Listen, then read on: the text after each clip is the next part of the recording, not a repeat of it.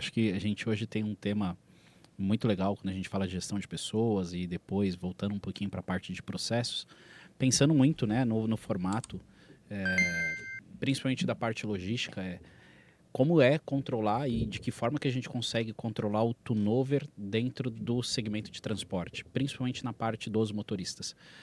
O que, que você enxergou ao longo desse tempo de técnicas que você foi aprimorando para poder conseguir reter essa mão de obra?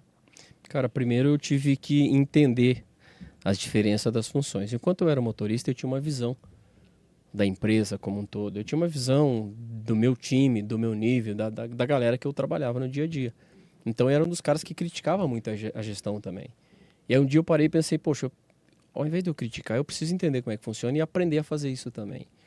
E aí quando eu fui gerir uma empresa como terceirizado da Vale, na época Vale do Rio Doce, logo de cara, do volante para ser supervisor de uma operação, um contrato de 11 milhões, e aquilo foi desafiador para mim. Eu tive que aprender a como lidar com as pessoas e era cobrado esses índices, esses indicadores eram cobrados, né? O turnover era um dos indicadores cobrado. E eu tive que aprender a lidar com as pessoas. Não era mais a visão só do motorista e nem só a visão da empresa. Eu tive que aprender a conviver com os dois. Tive que aprender a conquistar a autoridade, conquistar o meu espaço, trabalhar muito do lado do funcionário, do trabalhador, melhorar aquilo que ele precisava, obviamente, mas não esquecer dos resultados da empresa. Então foi muito difícil isso, mas eu também fui eleito um dos melhores coordenadores de operações da Vale nesse período exatamente por isso, por não ter uma frequência de turnover. Então, o segredo é você estar sempre próximo do teu time, entender o teu time. As dores dele, o que você precisa corrigir, mas também você também precisa dar suporte, não só cobrar. O que a gente fala muito, né, dessa questão da dor, algo do tipo, tem um lado muito motivacional. E a gente tende a ter um trabalho de engajamento.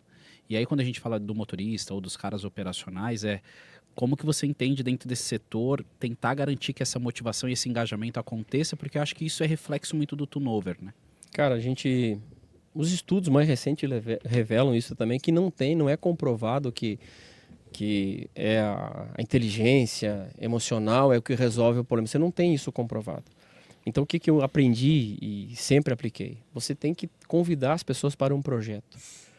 Você não vende mais salário, você não vende mais contratações com daquela cartilha, né? As perguntas básicas, teste de psicologia, tal, aquelas coisas que eu também convivi com isso.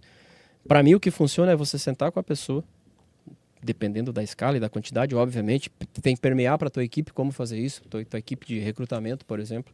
Mas você tem que vender projeto. O cara da ponta, o cara do chão de fábrica, ou o motorista, que é uma das pessoas, assim, um dos colaboradores mais importantes de uma empresa de transporte, é o motorista. Através dele que paga o salário de todo mundo que está dentro da empresa. Então, assim, ele é pouco valorizado nesse sentido, ele também pouco se valoriza. É você convidá-lo para um projeto. Eu até, não é que eu brinco, no passado, eu dizia que o motorista era um gestor de uma unidade móvel de faturamento, porque ele faturava através de um veículo, de um caminhão.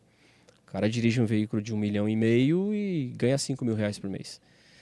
E o que eu digo hoje para os donos de transportadora, que a gente faz mentoria, tu tem que ensinar o motorista a ser um empreendedor do transporte. Ele tem que entender qual é o grande objetivo da empresa, qual é a grande meta da minha empresa, não importa o tamanho dela.